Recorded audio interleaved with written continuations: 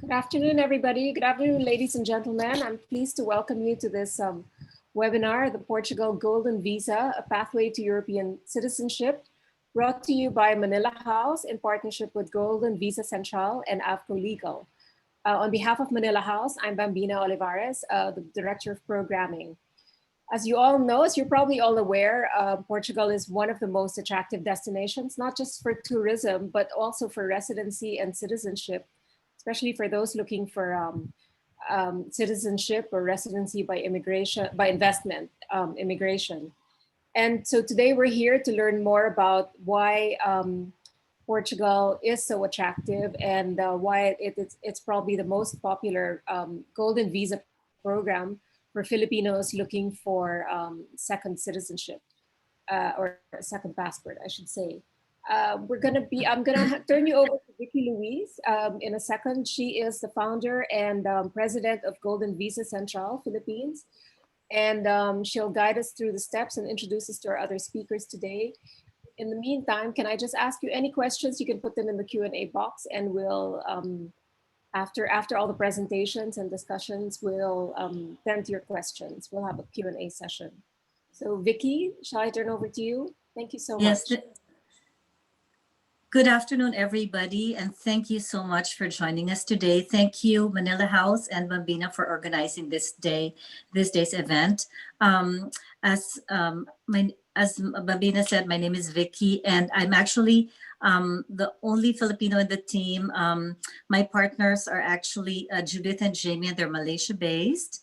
And Judith actually is a family friend. So I actually learned about this program from her, as her father-in-law was the consular of Malaysia to Portugal. And having said that, when I learned about this program from her, I was so excited that I actually flew right away with my husband to Portugal to actually speak with the lawyers, meet with the developers, and actually look at the place. And we actually drove very far and actually ventured, and we were very excited. So this was about October last year when we first launched this program, and it was actually at the Manila House when we first launched. And so I'm so excited to tell you that we've been very, very successful. We've been processing golden visa applications. In about 3 months, you could actually have your pre-approval for your golden visa. We actually have had so many clients that have been very happy with the program. And so we're very excited to share this with you today. I myself have a 13-year-old daughter, and this is what prompted me and excited me about the program when I learned about how the tuition fees would be reduced when the kids go actually to uni. So I actually thought this would be good to share with my co-moms and friends. And that's actually how it started. We started with my friends and friends of friends, and everybody has been very happy. So I'd like to introduce the team. First off with my partner, Jamie, who is actually also a golden visa holder herself. And of course, Antonio from AVCO Legal. So Antonio will be doing all of your golden visa applications and also the conveyancing. And of course, our partner developer today, Irish Capital, Rosalia Torres will be presenting.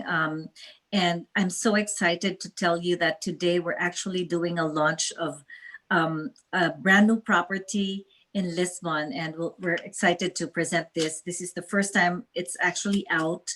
It hasn't been, it's first in Manila, as always with Irish. So thank you, everybody. Right now, I'll turn you over to Jamie so she can go over her experience getting this, the golden visa as well. Thank you, Vicky, for the introduction.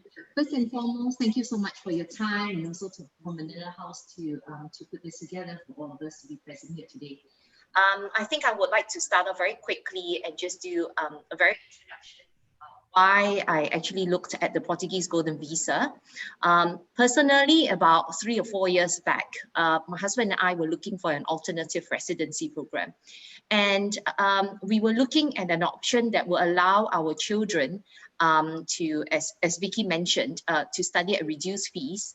But at the same time, we also wanted a plan B just in case if we needed to be with them. And I think with this whole current pandemic situation, one of the most important factors I would say, and I'm sure you agree with me, is that the togetherness and being able to be together with the family at the same place at the same time is also very important in this current situation. So we were looking and evaluating all the various options that we had, and we finally then decided on Portugal. Why, you may ask me? One of the reasons I would say is because it's a very established residency program, which was actually announced by the government in 2012. And today, the Golden Visa has already obtained about more than 14,000 applications. And it's definitely one of the most successful residencies around. The other thing that we looked at, and which is also important, is also the fact that the Portuguese Golden Visa, it's a temporary residency. What happens is when you get it approved, you then obtain a temporary residency, which would then after that allow you over the course of 5 years to look at applying for PR or citizenship, which I'll cover later. So when we also examined and look at the various costs amongst all the other countries as well, one of the things that were very attractive to us was the fact that we only needed to spend about 350,000 euros in real estate. So that was then became a very interesting proposition for us because Portugal's property has always been on the rise and has been increasing since.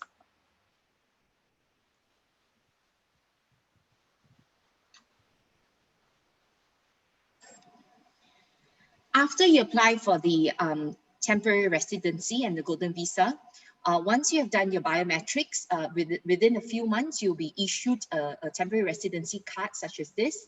And this is actually extremely valuable in this current pandemic as well, because what happens is you will be able to then enter Portugal and Europe without needing a Schengen visa, which is then also very, very useful, especially for Filipinos who actually require a Schengen visa every time you visit Europe. The other thing to note is also, in order to maintain this particular temporary residency, what we really liked about the program is that we then only needed to spend an average of only 7 days per year. And if we do so, we will be able to keep this residency over a course of 5 years, which will then able to allow us to then either look at the option of applying for permanent residency or citizenship. So many a times, a lot of clients normally ask us, what is the major difference between the PR and citizenship? I think the main difference is that as a permanent resident PR, your benefits are very similar to TR as a temporary resident or as a Golden Visa holder. That will enable you to live, work, or study in Portugal without needing a full-time visa. However, if you're a citizen, you will be able to work, live, or study in any of the 27 countries in the EU, as well as the Schengen countries, which then becomes a very interesting and valuable proposition. So most of our clients, I would say, and the end game for most of us is actually to look at the option to obtain the citizenship, because not only the fact that it's the 5th most powerful passport, which will allow you to access 186 countries visa-free. I think most importantly is the fact that we are able to, as mentioned, access the other 27 countries in the EU and Schengen, and be able to live, work, or study in any of these countries. And in addition to that, be able to reunify up to 3 generations of family members, which Antonio will cover later on, what are the requirements. So this then becomes very interesting, because I think as a parent, it's important, especially for our children, to not limit their abilities, but to allow them to explore and be able to work in any of the areas or industries that they thrive in. And by having this citizenship for them, will also enable them to pursue their dreams in their respective fields, whether it's finding the next vaccine or whether it's being the next Michelin star chef or football player in some cases. So there are limitless opportunities if you look at the citizenship option, and that's why we actually decided on Portugal. The other reason why we also decided is also from the education perspective, which as a Portuguese citizen, you are then an EU citizen, which will then allow you to access certain public institutions at minimal cost. So I would like to play this video, and thereafter I will also pass over the baton to Antonio.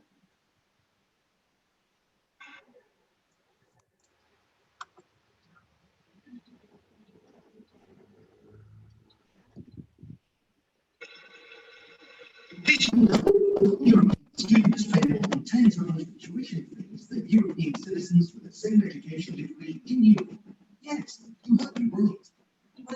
Poland pays €3,000 tuition fees per year, while John pays €45,000 for studying medicine in Dublin. Even more, may not be able to live and work in Europe after graduating. So, as parents, what can we do? Easy. Have you heard about the Portuguese Golden Visa Program? 1. Invest in an eligible property for as low as €350,000. 2.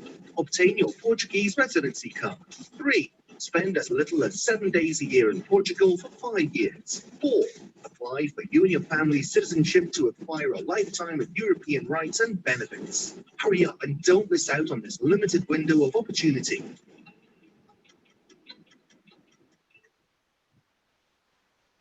So moving on, I would like to introduce to you Antonio Vignal, who is also the lawyer and partner at FCO. Antonio has been a fantastic friend and team member as well. And how it all started was we were having a discussion, and I had a lot of friends who also wanted to invest in the Golden Visa. But most importantly, I was very thankful to him for being able to process the Golden Visa and minimize the amount of bureaucracy and help us with the whole process, which then enabled us to invest with a peace of mind. And he currently still takes care of all my investments in Portugal, and he's here to share with you more. Thank you. Thank you, Jamie, for the introduction. Good afternoon, everyone. My name is Antonio Vignal. I represent AFCO Legal. We're a Spanish-Portuguese law firm, and we have been assisting clients from many parts of the world with their Golden Visa applications, real estate investments, tax issues, etc. So today I will take you through the main features of the Portuguese Golden Visa program, kicking off with the basic criteria that each applicant would need to fulfill. Number one is to keep your investment for a minimum of 5 years. So during these 5 years, if you buy, let's say, a piece of real estate, that's what you have to keep.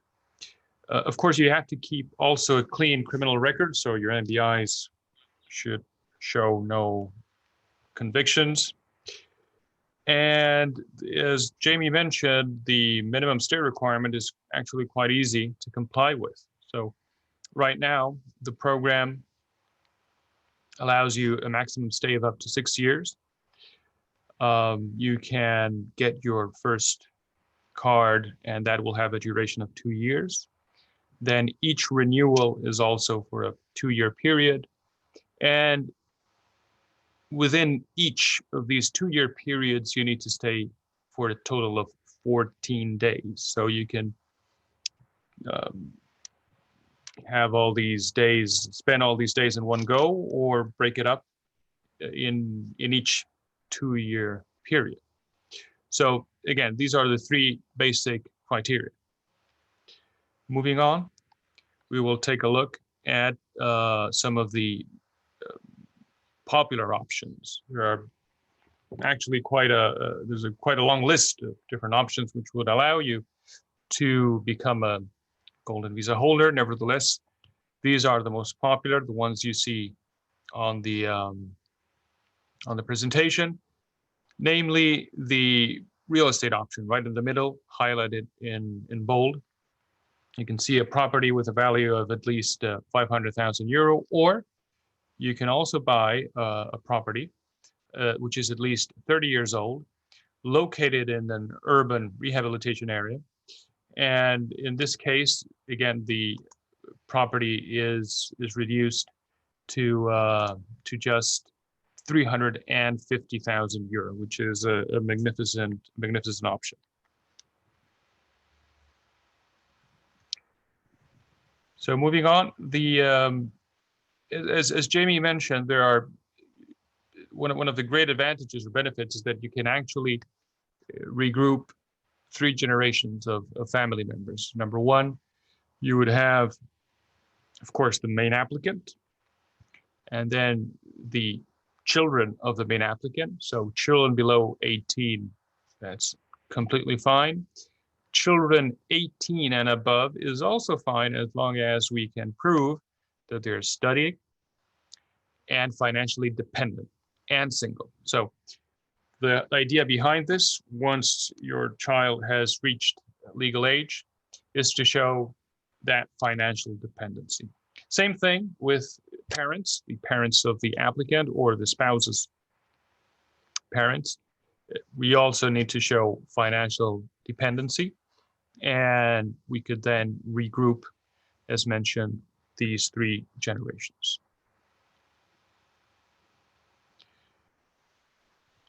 Now, for a lot of people, the golden visa is actually the beginning of a process. After 5 years, you come to a fork in the road, because you can apply for either permanent residency or citizenship. Or you could actually do both. First permanent residency and then citizenship. As mentioned, the golden visa has a total duration of 6 years, which is good, because after you have completed year 5, you still have 1 extra year as you apply for citizenship and you wait for that application to be processed. In terms of requirements, very simple. Again, keep a clean NBI on the one hand, and on the other, you'll have to prove a very basic knowledge of Portuguese. So you have 3 levels, A, B, and C, and 3 sub-levels, 1, 2, 3. A1 would be the easiest, most basic level in Portuguese. C3 would be the hardest, and you would be required just an A2. So you don't have to put in that many hours to attain that level of Portuguese. Now, also, one of the reasons that a lot of people decide to embark on this project is, well, it's fairly simple in terms of how we get it processed and the different requirements. So we would kick things off with the obtaining of a tax number. This does not make you a Portuguese tax resident. It is important for the purposes of purchasing the property, as there will be, of course, taxes to pay upon the purchase of the property. So you need to have that tax number. And you also need the tax number to open your Portuguese bank account. A Portuguese bank account is the central element to the whole process. You need it to put in the money that will be used to pay your investment. And the bank will then issue a statement saying that this person, this applicant, has put in this amount of money in and has dispersed the money to the property developer. Once you've done that, you identify, you make your investment, we prepare and submit your application. The first phase is online. It usually take around 2 months. Right now, a little closer to 3 months because of the current backlog and the disruption caused by the pandemic.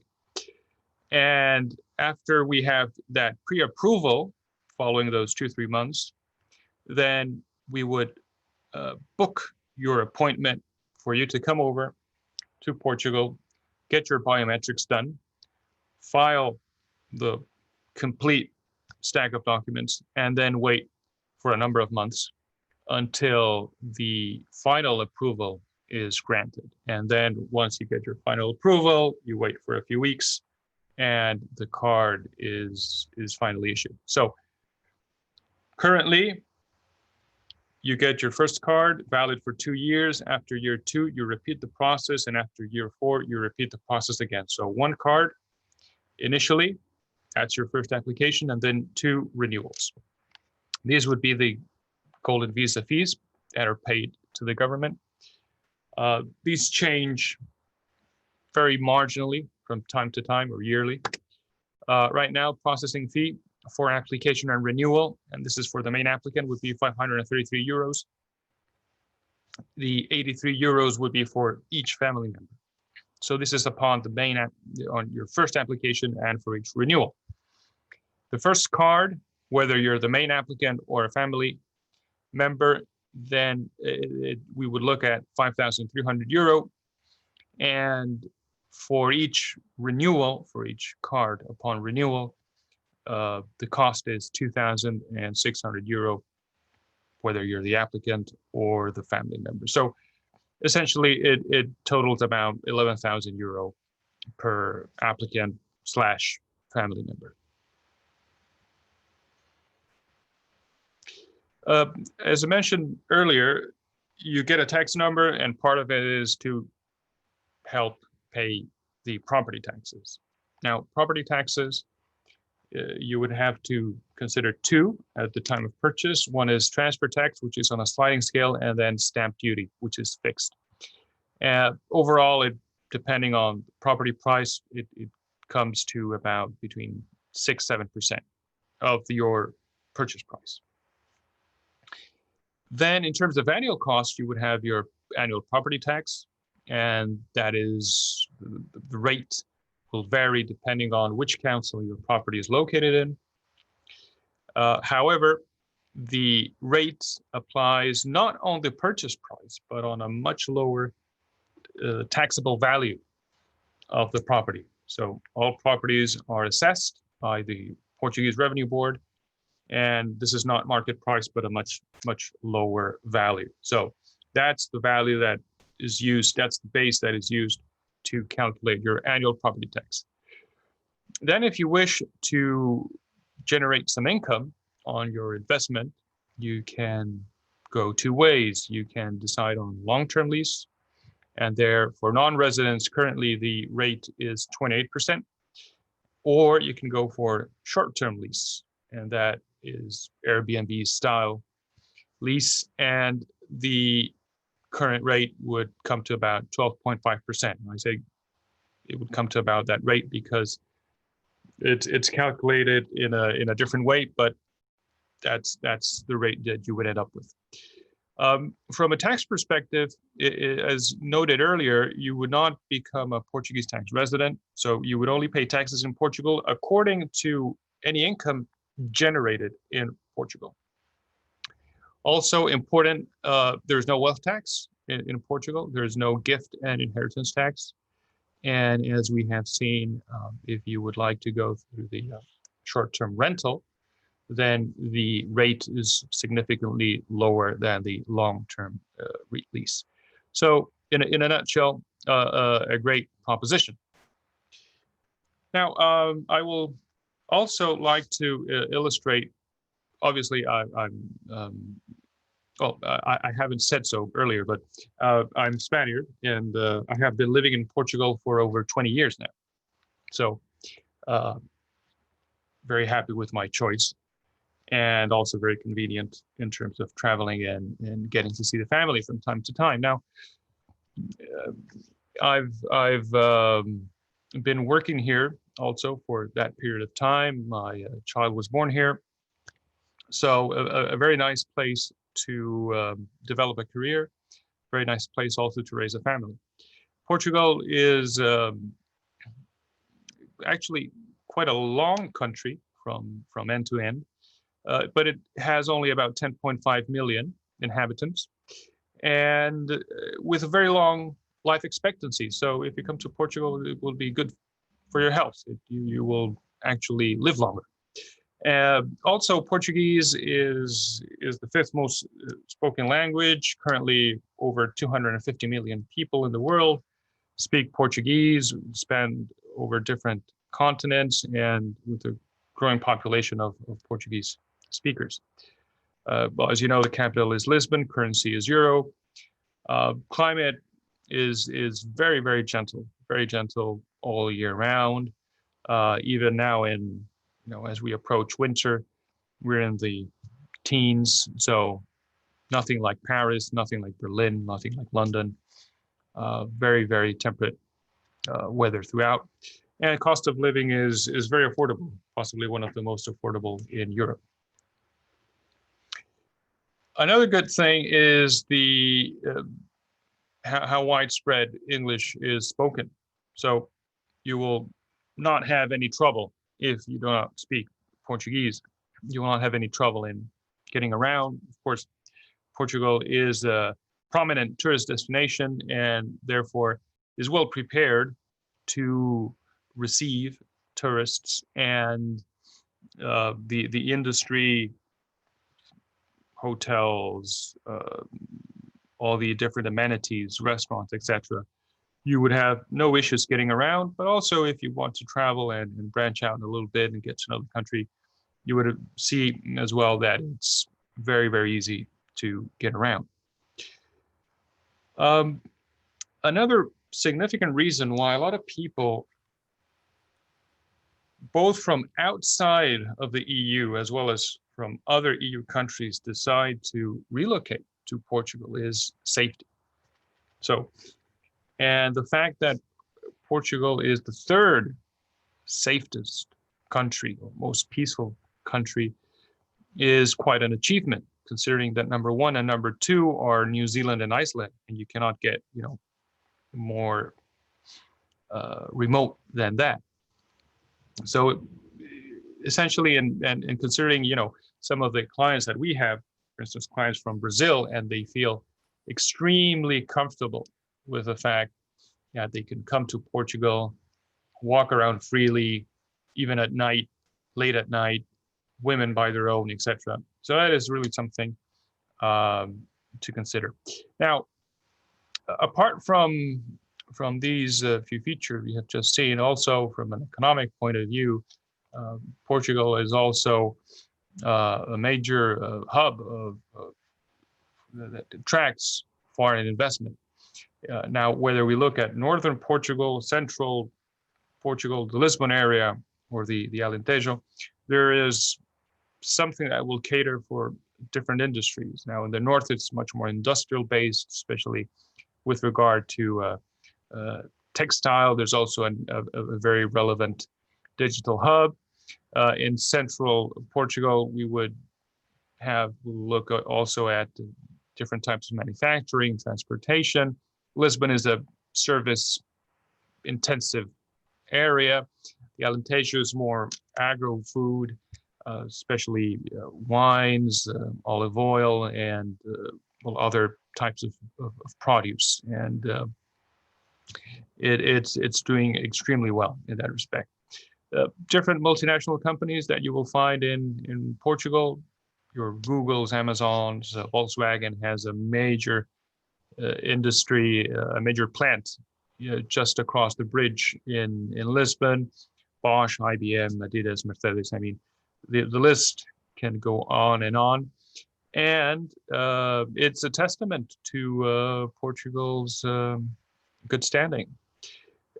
It's also the third best expat destination, ranking very well and consistently so throughout the years. So this is also a good indication of the country which is friendly, which receives its tourists and expats well, and a country which is also easy to blend in. In terms of, again, expats, least and favorite cities, you have all these different rankings. Lisbon always shows really, really high up. And also a very good country to retire to. Actually, one of the great features that Portugal offers, apart from the Golden Visa, is a tax holiday. So if you're a retiree, you would only pay 10% on your pensions, and that would be for a total of 10 years. So a lot of people from Northern Europe, especially from Scandinavia and Netherlands, UK, retire in Portugal to take advantage of these very significant taxation.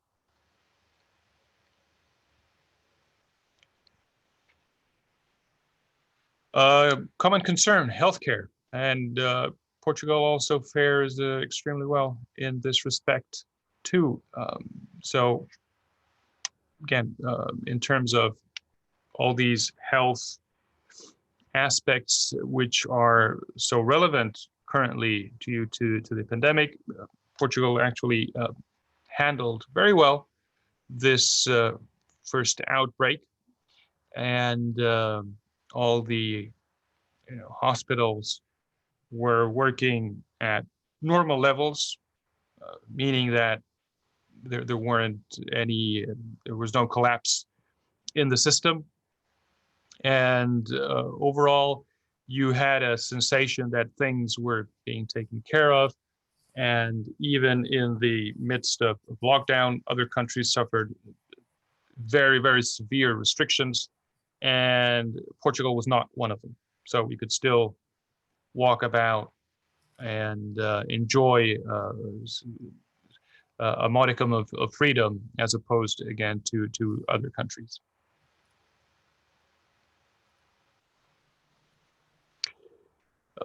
The benefits are endless.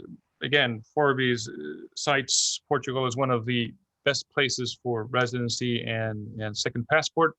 Portugal, by the way, allows full dual citizenship, no restrictions there. So again, also a great feature. From an education point of view, very well ranked as well, both in primary, secondary education, as well as university level. Very attractive universities and master's program that are currently developed by a number of institutions in Portugal.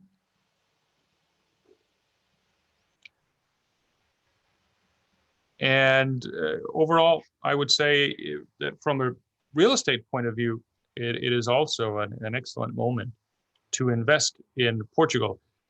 Even with the pandemic, the real estate industry has proved very, very resilient.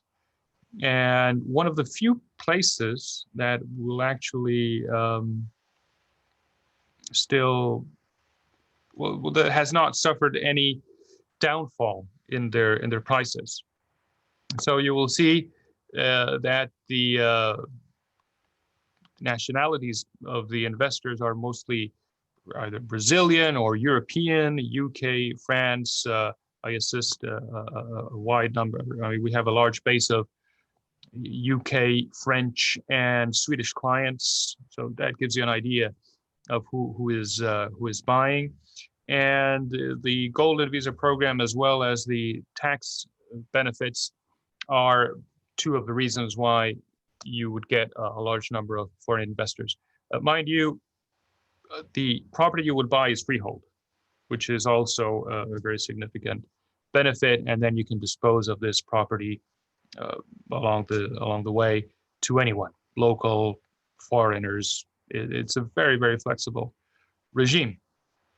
So again, just a few pieces of news here that just reinforce this idea why Portugal has been kind of a refugee place in terms of investment, and why real estate in Portugal and Lisbon specifically has been doing so well over the last few years.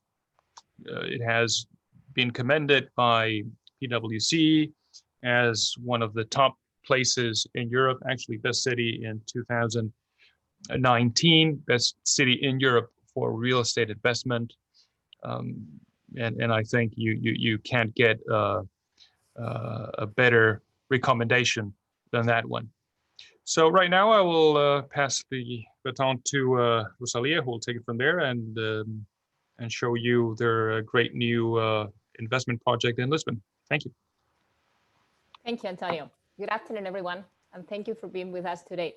Thank you, Bambina and Manila House, for hosting us. We are very delighted to be back, even if it has to be virtually for the time being.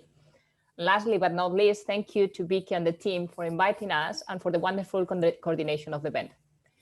We are very pleased to announce the launch of our new 350,000 euros Golden Visa qualifying project in central Lisbon, CDOQ, Campo de Urique quarters.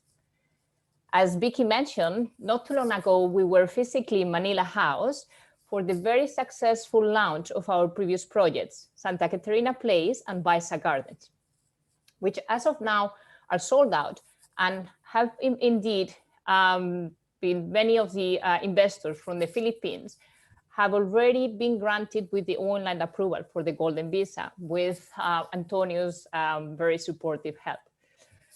For those that don't know us, Aris Capital Partners is a real estate investment and development company with head office in the UK, in London, and with also offices in Portugal, Lisbon, and Dubai. We have been in the industry for over 10 years with a big initial focus in the development of commercial assets, which today still we hold in our own portfolio. And this is such as student accommodation, offices, and residencies for the elderly. Since the last 3 years, Portugal has become one of our major markets. But we are working with the Lisbon University to develop a 400 beds student accommodation, and where we also have become a very key player in the role of city center residential rehabilitation projects with Golden Visa rights, specifically on the reduced investment scheme of 350,000 euros. CDOQ, the project that we are presenting today, is the 5th development on this arena. You see on the screen some of the developments that we've done before. Now, without further delay, let me share with you some of the highlights of the project. CDOQ is an artisan-inspired rehabilitation project in the Arts Nouveau scene of Lisbon, which is the beating heart of the city. It includes luxury studio, duplexes, 1 and 2 bedroom apartments, and it has a total of 15 individual units, apartments with very high quality finishes that are legally in the form of full ownership and freehold. For us, one of the most exciting parts of the project is not only the beautiful design, but it's also the location. Campo Urique is compatible with, or we call it the Notting Hill of Lisbon. So before we take you through the visuals, it's that probably or hopefully will speak by themselves about the beauty of the project. Let us zoom into the location, which, as we know, is, after all, the most important factor in any real estate investment. In the next few slides, Jamie and I will try to demonstrate why we are extremely confident and excited with CDOQ locality. Thank you, Rosalia. We are extremely happy as a team that you're launching a CDOQ together, especially exclusively today with the Manila House. Especially in terms of the location, CDOQ is in Campo Urique, which is a location that is highly sought after. In fact, when I was looking, even personally for my investment, it was one of the key areas, as you mentioned, because it's a Notting Hill in Lisbon. So I think what is ideal and key is the fact that CDOQ is also located in the main historical area in Lisbon. And today, to find projects, good projects and high quality projects in the historical area, it's not easy, and especially with the exceptional quality that you plan to put into place. So as you can see, CDOQ is located in the historical area and is very strategic in terms of the location. For those of you who have not been to Lisbon, Lisbon is actually surrounded by the beautiful Tagus River, which actually stretches from this stretch where the casino is all the way through until Cascais. And the main historical area actually is in this segment itself, and CDOQ, as you can see, it's located within the vicinity. The other thing to also take note is that I will also show in the next slide some of the key locations that have been surrounding the Campo Urique location.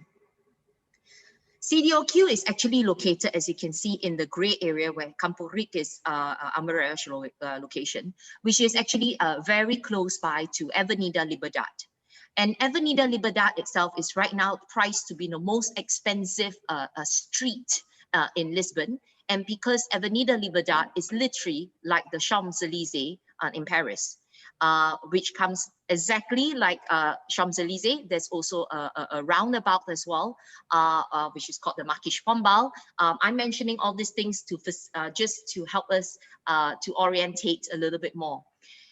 One of the major things that we have noticed in real estate as well is that the areas that are very close to Avenida Liberdade has gone through a major transformation and gentrification and increase in capital appreciation. So some of these areas, for example, like Príncipe Real is already, as you can see, and Chiado has already gone up to about 9,000 to 10,000 per square meters. And it all started only much lower before this when I was looking at properties. So Campo Ric is definitely set to increase in value, and it's also located in an excellent location, which is within vicinity to the historical as well as the business location. Another key aspect is the accessibility and transportation. CDOQ is only a few minutes away from Rato metro station. And this is actually a station only from Marqués Pombal, which is the square that Jamie just mentioned, the central or major square of the city. It is direct line through the central business district, CBD1, which is Saldanha station. And also direct line to the university district, which is only 5 stops. Reaching to the airport, it will take as little as 40 minutes door to door. Worth to mention that there is a budget, European budget of 83 million euros to be deployed for the metro expansion in Lisbon, which includes joining the green and the yellow lines, which will allow Campo Ric to reach directly Tagus River, Riviera, Santos, Cais do Sodre, and Chiado in only 10 to 15 minutes. And these are the most famous emblematic touristic destinations in Lisbon. Of course, you can imagine the big impact that this will have into the area in the sense of further convenience, lifestyle, and therefore the property price growth. What is also really great, as I mentioned to you, is that Campo Ric CDOQ is also located within the vicinity to the historical area as well to the business district. So I'm going to show you 2 perspectives for you all to remember. This is actually the first perspective if we are from south looking towards north. So as you can see, CDOQ is located here within only minutes walk to the Avenida Liberdade area, which I mentioned to you, which is literally the Champs-Élysées of Lisbon. In addition to that, you can also see that there are also plenty of 5-star hotels, which we will cover later on. But most importantly is also one of the biggest shopping centers, which is Olivares, is only within a minute's walk. And it's also surrounded by the beautiful gardens of Estrella and also some of the other diplomatic locations, which I will share with you later on. So this is just a view from the south looking north. The other beautiful view, which everybody talks about, is when you are actually standing at north looking south and where you see the beautiful Tagus River alongside. So one of the beautiful things about this particular property of CDOQ as well is that, as I mentioned, you can look at all the brands that are present within the Avenida Liberdade or Liberty Avenue, we call it. And in addition to that, across from the Liberty Avenue as well, that holds actually a beautiful park called Park Edwards. It's literally like the Hyde Park of Lisbon, and whereby a lot of the winter festivals, which Antonio mentioned, they are probably setting up later on. And they have a lot of festivals like jazz festivals that also takes place in the Jardin, which I also cover later on. So it's, as you can see, it is really beautiful. And the other thing that's also great is the other area that I mentioned about Príncipe Real is also very close by where all the creative and artists have actually emerged.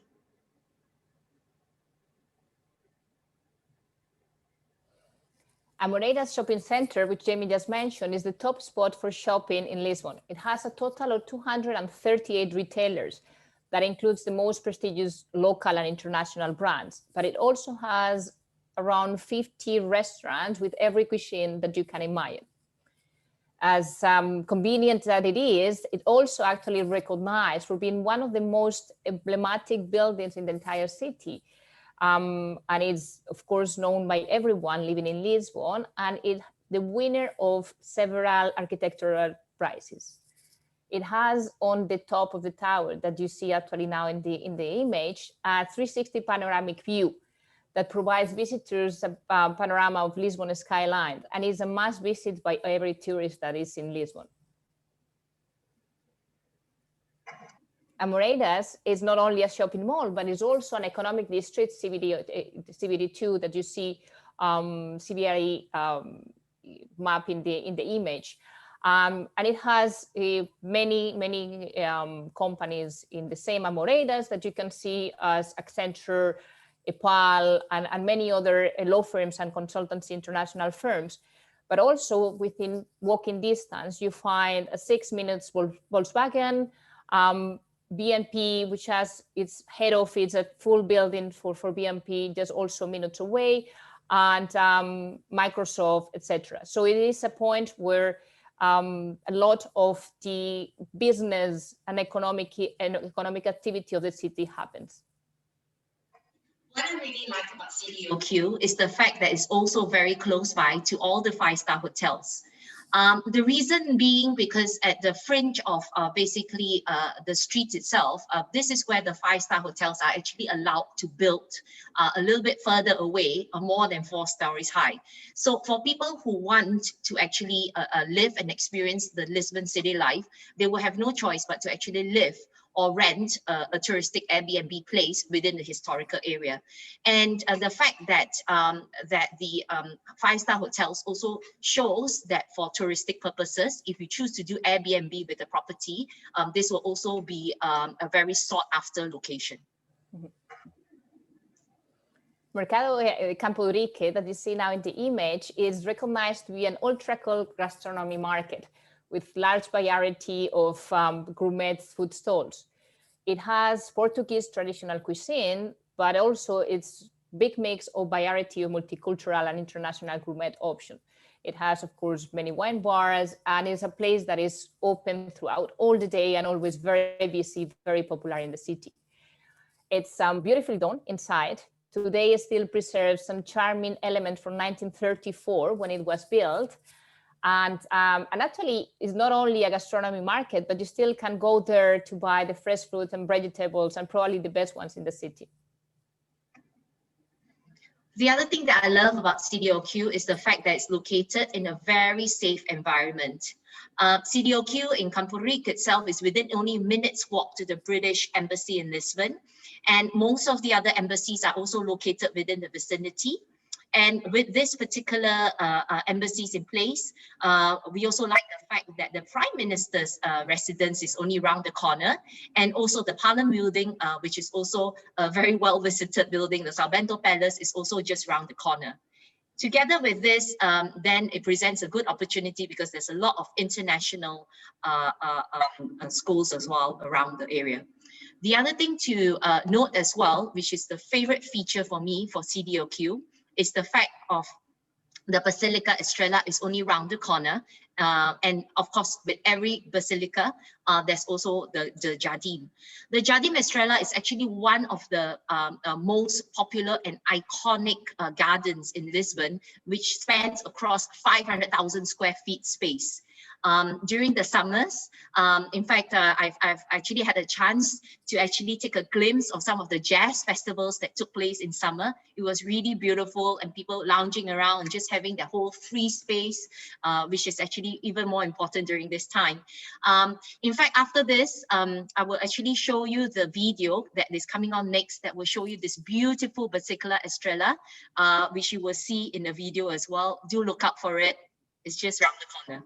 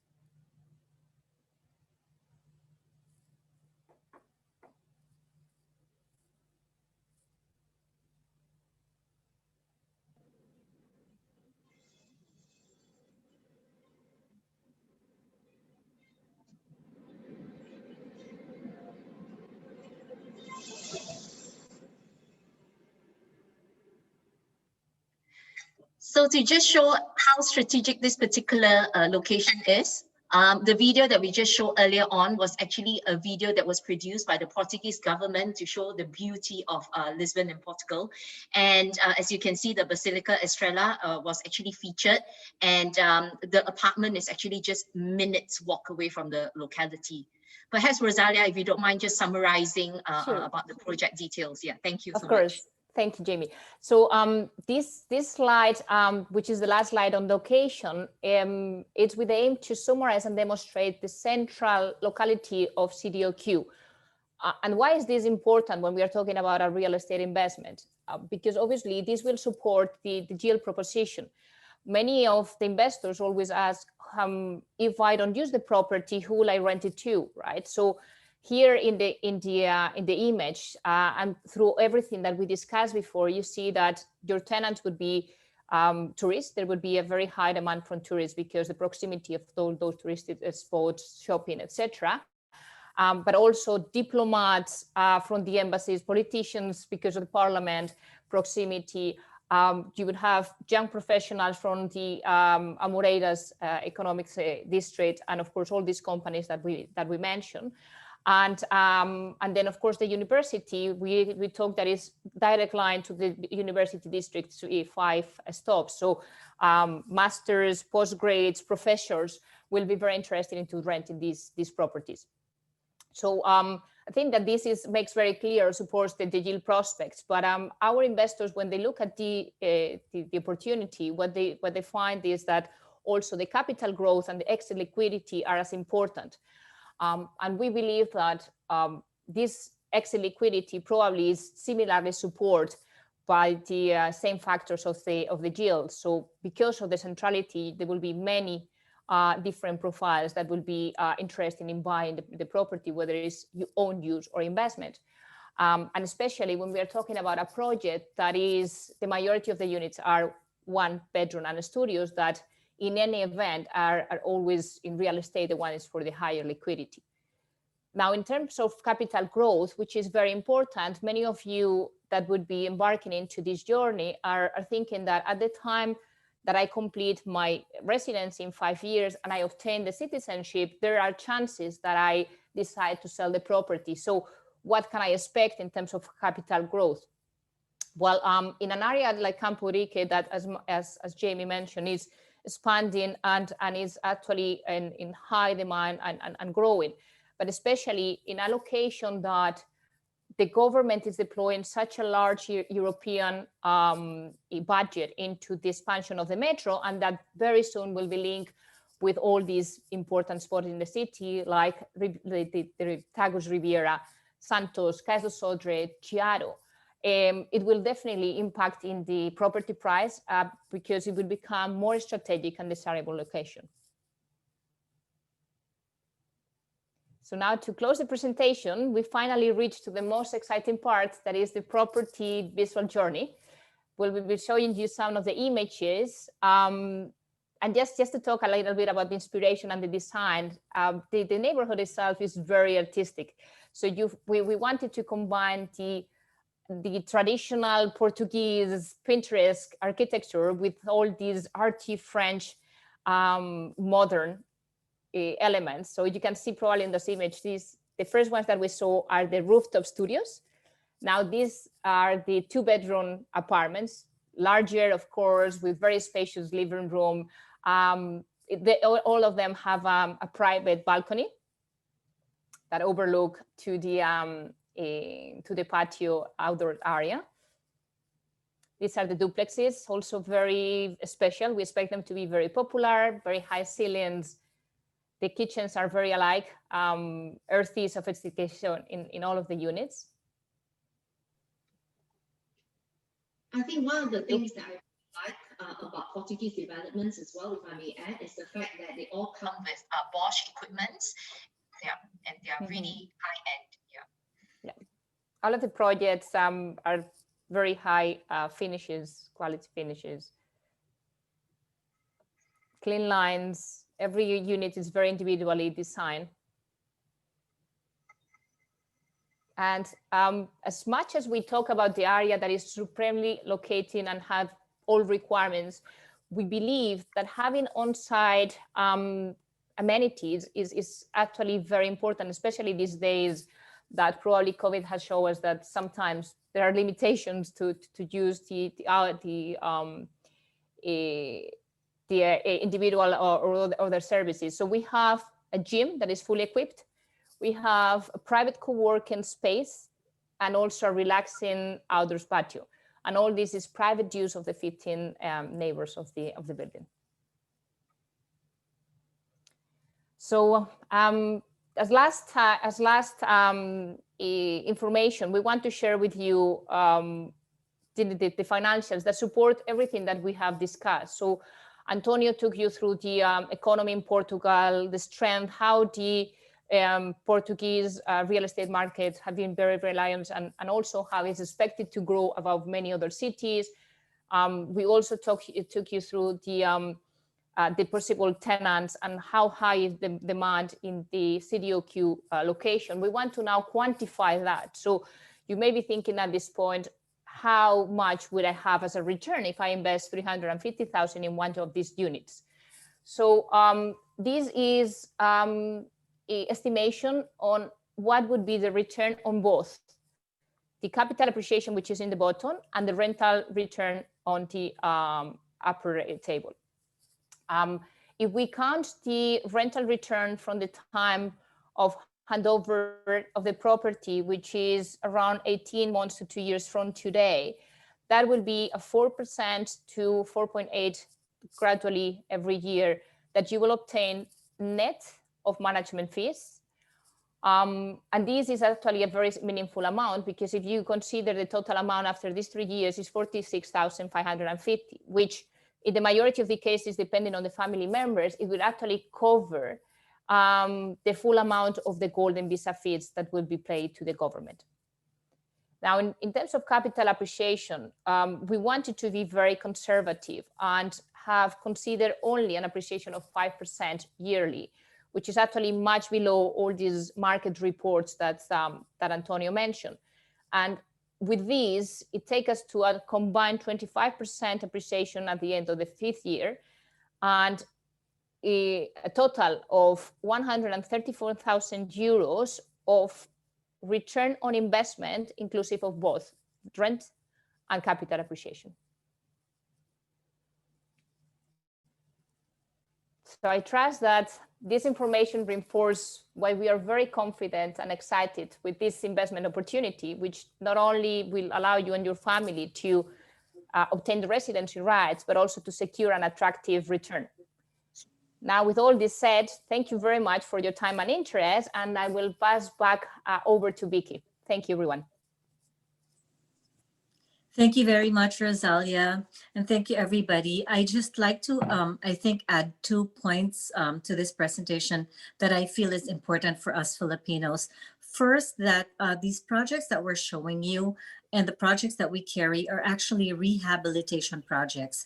They are not pre-selling projects as we are familiar with in the Philippines. So having said that, you would actually have your deed after you identify the property and pay for it in about a couple of weeks, and Antonio will do that for you.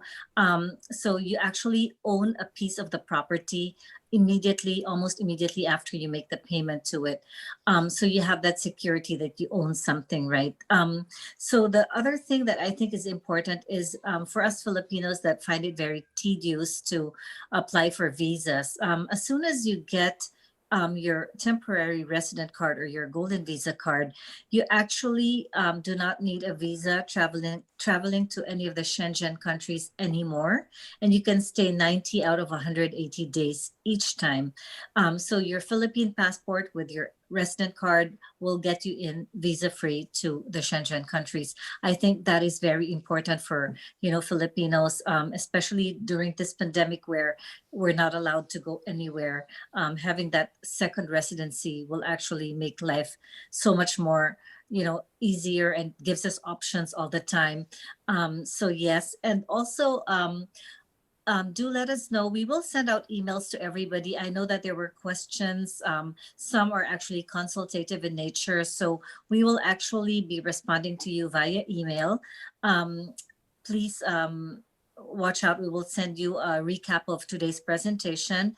Like I said, we actually can get your pre-approval in 3 months. Within about 6 months, you probably can already get your residence card. You can live, work, and study in Portugal at that time and bring the family. We will be able to arrange a private Zoom meeting for you and a consultation with Antonio or Jamie and Rosalia. Do let us know and reach out. Thank you very much again for organizing this event, Manila House, and thank you to all the attendees for giving us the time. Thank you. Thank you everyone for joining us today. Thank you, Rosalia and Antonio, for your presentations. I hope that everything's clear. I mean, I think you can see why Portugal is such an attractive destination. And very desirable. A second passport, you can't go wrong, I think. Sort of like a second passport or a plan B with everything that's going on in the world. Do you want to take a couple of questions before we close? Just some basic questions. Yes. I see. Someone was asking about tax issues. Maybe that's a private matter. Maybe consult, because it's quite particular to the person, I think. So I think that question was from Karan. Karan, I'll have them, Vicky will get in touch with you to answer your specific question. Yes, Karan. A lot of questions I think have to do with tax schemes, like the tax that people have to pay there and the taxes here. Are there any implications for local income tax in the Philippines?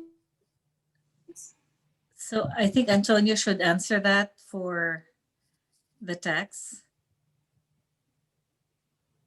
Well, as mentioned before, the fact that you have a Portuguese tax number does not mean that you will pay worldwide tax in Portugal. Okay, so it means that eventually, if you have any income generated in Portugal, you will pay the tax there. But if you have income generated elsewhere, the Philippines or in other countries, that will not be relevant to Portugal. Okay, so that's, I think, the main thing that we need to consider. Okay, being a golden visa holder it does not equate with being a Portuguese tax resident. If you decide to become a Portuguese tax resident, if you spend more than 183 days a year in Portugal, for instance, then that's when we would consider other situations. You would be taxed based on your worldwide income. Nevertheless, we can also take advantage of the non-habitual residency tax program with very significant tax allowances during those 10 years that I mentioned during the presentation. So there's a number of ways that can be structured each individual's situation to make it as most tax efficient as possible. What about the implications here? Vicky, you might know that. If you rent out your apartment, if you buy an apartment or property and you rent it out, then the income, would you have to pay here for the I don't believe here? so. I don't believe so. I believe that whatever you earn in Portugal stays there, and whatever you earn in the Philippines would stay there. Portugal does not require you either way. And the Philippines, I don't think also will require you to report that income. Yeah. There's some questions here about your dependents finishing school during the golden visa process. So how is their application affected?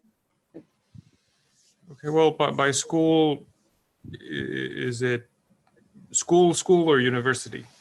Because if it's university we're looking at, then the whole idea behind regrouping a child that is above 18, well above 18, we need to show financial dependency. So obviously, if that child is working, then he would not be financially dependent. He would have his own income, his own resources, etc.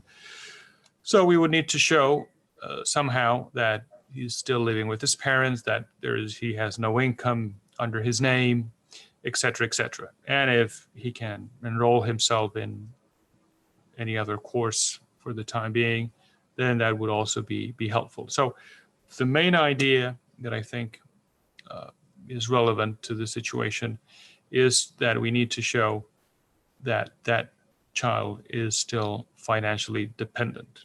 And whatever means of proof we might use or we might have to sustain that situation, that's what we need to come forward with. And there's one other question here about there's talk that the EU is strongly against the golden visa program and will be soon phased out. Is there any truth to this? Well, the EU is not specifically against the Portuguese golden visa program. I think it is important to make a difference between citizenship by investment and residency by investment. So there are programs like, for instance, Cyprus, which is purely citizenship by investment, and those are the ones that have been scrutinized by the EU. Residency by investment is the Portuguese program, and therefore to reach citizenship you still have to comply with basic rules the same as anyone else, which is to hold a valid residency title during 5 years, number one. And number two, you have to file a citizenship application after those 5 years. And you need to comply with the exact same rules as anyone else. So in that respect, I think we would be comfortable in the idea that, you know, this program is not being targeted specifically by the EU.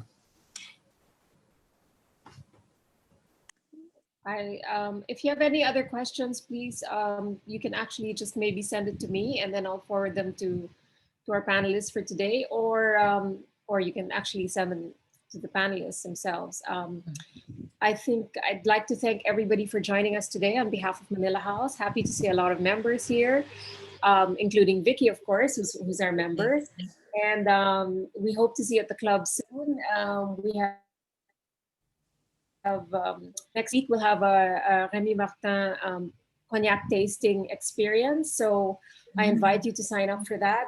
There are limited slots available. So it's a food and cognac pairing. And then we will have a gingerbread making class as well for children on December 12. And December 16, we have the Ambahan Poetry book launch at Manila House. So all that's coming up, and please don't forget to use your F&B vouchers now at the club. We're open for dine-in and takeaway, and please take advantage of the great weather and sit outside and enjoy the breeze. I hope you're having good weather as well there in Portugal. You said earlier that the weather was nice, Antonio, and yes, sun is coming up. Yeah, and Malaysia should be fine, right? Yeah. Jay, yeah, and Vicky all the way in San Francisco. So thank you for joining us tonight. And we hope to see you soon. Vicky, if you want to just give some last words. Yes, thank you, everybody. I miss Manila House. That's been the home of our team all the time during this past year or so, and it's really sad that we're doing it this way, but you know, happy to be doing it still. So thank you very much. Everybody stay safe. Thank you. Obrigado, huh? Everybody. And bom dia. See you soon, I hope. Thank you. Thank you. Thank you. Thank you. Thank you, everyone. Bambina. Bye. Thank you, everyone. Bye-bye.